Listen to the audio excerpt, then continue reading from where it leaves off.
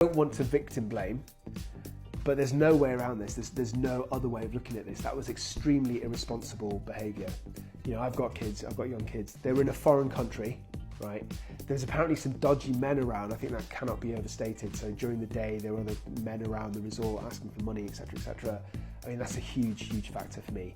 They left the door unlocked, and apparently they sedated some of their kids, including Madeleine, so they'd go to sleep earlier.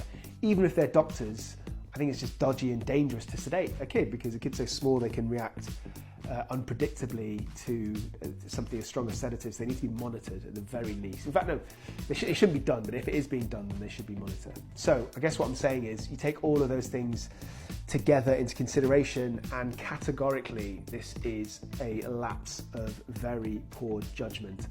But I really would emphasise that this is not on the background of a pattern of regular neglect from the McCanns or, you know, abusive parenting.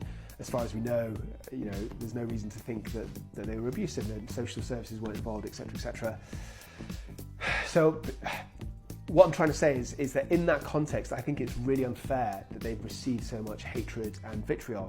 So from my experience of working as a forensic psychiatrist, I've assessed hundreds of perpetrators of violence that have mental disorders and things that parents have done with their kids, either the perpetrators themselves talking about their own childhood or even the perpetrators looking at their own kids.